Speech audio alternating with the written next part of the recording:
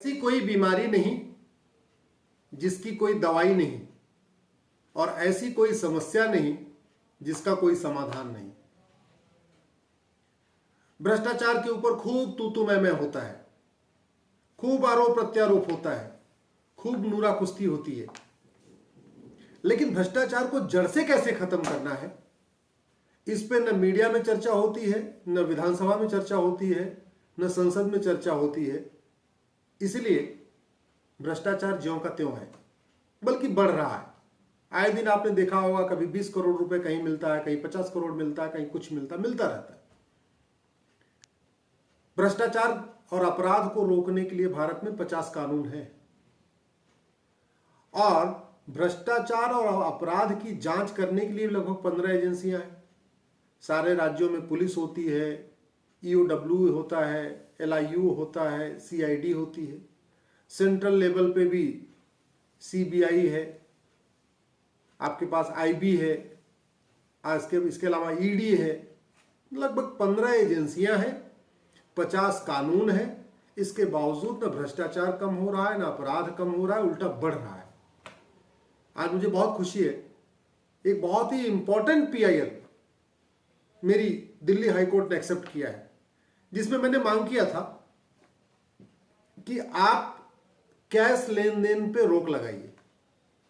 हमारी 2 मांग थी। पहली मांग ये थी कि जो ऑनलाइन शॉपिंग होती है, फ्लिपकार्ट से, अमेजॉन से, मंत्रा से, ऐसे बहुत सारी वेबसाइट है जहां ऑनलाइन शॉपिंग होती है। मतलब आपने मोबाइल खोला, मोबाइल से ही सामान बुक कर दिया, आपके घर पे आ गया। मैंने मांग किया कि जो ऑनलाइन शॉपिंग है ये 100% कैशलेस होना चाहिए। इसमें कंप्लीट नगद लेन देन कंप्लीट बैन होना चाहिए। अभी क्या है, आप चाहे फ्लिपकार्ट पे जाओ, चाहे अमेजॉन पे जाओ, उसमें एक ऑप्शन होता है कैश ऑन डिलीवरी। मैंने ये मांग किया है, ये कैश ऑन डिलीवरी का ऑप्शन ही नहीं होना चाहिए। चाहे वो घर पे आके पैसा ले या एडवांस में पैसा ले, जो भी है, लेकिन होना चाहिए वो debit card, credit card, UPI, Paytm, Bhim, जो भी है, लेकिन कैश में नहीं होना चाहिए। और दूसरी मांग हमारी थी, जिस सामान का एमआरपी 9,999 तक है, यानी 4 डिजिट में है, उसको तो कैश लेन देन की छूट होनी चाहिए। ऑनलाइन नहीं, ऑनलाइन में तो 100% कैशलेस। ऑनलाइन की बात नहीं कर रहा हूं, अब मैं ऑफलाइन की बात कर रहा हूं, अब मैं दुकान की बात कर रहा हूं, शॉपिंग मॉल की बात कर रहा हूं। ऑनलाइन में तो मैंने कहा कि 1 रुपए का भी कैश लेन देन नहीं होना चाहिए, 100% कैशलेस होना चाहिए। ऑफलाइन शॉपिंग मॉल में या दुकान में या जैसे भी जाके हम खरीदते हैं सामान, जहां खुद जाके हम खरीदते हैं सीधे दुकानदार से, वहां पे भी जिस सामान की एमआरपी 9,999 तक हो, वहां तक तो कैश में हो सकता है लेन देन। लेकिन जिसकी एमआरपी 10,000 रुपए है या 10,000 से ज्यादा है, वहां पे बिल्कुल लेन देन अलाउ नहीं होना चाहिए, कैश लेन देन अलाउ नहीं होना चाहिए। जिस सामान की एमआरपी 10,000 रुपए है, वो भी या तो debit card, credit card, Bhim, UPI, Paytm, ATM, जो भी है, कैश में नहीं होना चाहिए। माननीय दिल्ली हाईकोर्ट ने दोनों ही मेरी जो प्रेयर थी, उसको उन्होंने कहा बहुत इंपॉर्टेंट प्रेयर है, इससे करप्शन खत्म होगा, ब्लैक मनी जनरेशन खत्म होगा, मनी लॉन्ड्रिंग खत्म होगी, हवाला खत्म होगा। इसलिए दिल्ली हाईकोर्ट ने आज मेरी इस याचिका पे केंद्र सरकार के गृह मंत्रालय, कानून मंत्रालय, वित्त मंत्रालय, railway ministry, urban development ministry के अलावा RBI, reserve bank of India और दिल्ली सरकार को नोटिस जारी किया है। 4 हफ्ते के अंदर जवाब मांगा है और 1 अगस्त को इस पर फिर सुनवाई होगी।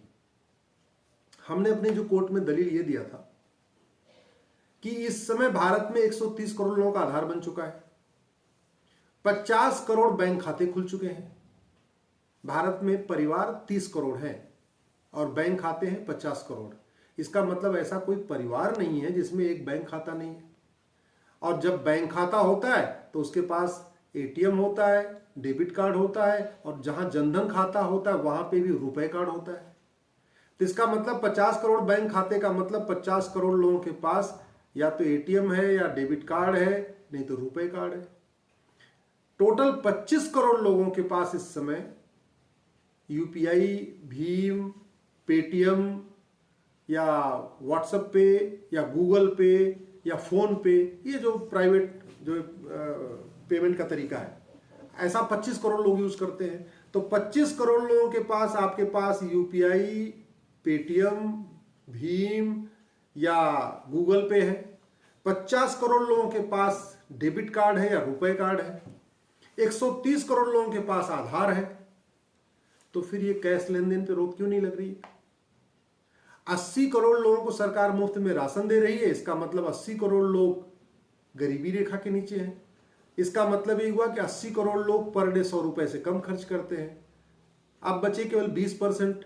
तो जो 20% 100 रुपए से ज्यादा खर्च करते हैं, उनके पास एटीएम, पेटीएम, भीम, UPI, debit card, credit card कुछ न कुछ होता ही है। तो फिर कैश लेन देन अलाउ क्यों किया जा रहा है? ये कैश खत्म हो जाए ना, ये कैश लेन देन पे अगर रोक लगा दिया जाए, मैं गारंटी के साथ कहता हूं 25% भ्रष्टाचार खत्म हो जाएगा, 25% काला धन खत्म हो जाएगा और फिर अपराध खत्म हो जाएगा। ये जो किडनैपिंग के बाद 1 करोड़ रुपए फिरौती लेते हैं, क्या करते हैं? वो पैसा खाते थोड़ी है। आईफोन खरीदेंगे, लग्जरी घड़ी खरीदेंगे, लग्जरी आइटम खरीदेंगे, हवाई जहाज में घूमेंगे, प्लॉट खरीदेंगे, बंगलो खरीदेंगे। अगर जब सिस्टम ऐसा हो जाए कि भैया वो 9,999 के ऊपर कैश खर्च ही नहीं कर सकते, तो क्या करेंगे? जो 10 करोड़, 20 करोड़, 50 करोड़ लोगों के घर में रखा हुआ है, वो तो बेकार हो जाएगा। यूज ही नहीं कर सकते उसको, क्योंकि अगर बैंक में डालेंगे तो पकड़े जाएंगे। इतना पैसा कहां से आ गया? इनकम टैक्स वाले फट से पकड़ लेंगे। अभी तो उनके पास घर में पैसा है, उसी से खूब बढ़िया अय्याशी कर रहे हैं, घूम रहे हैं, टहल रहे हैं, होटलों में मौज मस्ती कर रहे हैं, जहाज में घूम रहे हैं। और हमने एक प्रेयर और मांग किया कि जितने सर्विसेज के बिल है, एयर टिकट, रेल टिकट, बिजली का बिल, इलेक्ट्रिसिटी बिल, सीएनजी का बिल, पीएनजी का बिल, एलपीजी का बिल, जो भी बिल इस तरीके का है, नगर निगम का बिल, जहां पे भी 9,999 से ज्यादा बिल आए, वो भी कैश लेन देन रुकना चाहिए। कहने का मतलब मोटी मोटी 3 प्रेयर है। पहला, जहां ऑनलाइन शॉपिंग है, ऑनलाइन ट्रांजैक्शन है, ऑनलाइन सर्विस है, वो 100% कैशलेस।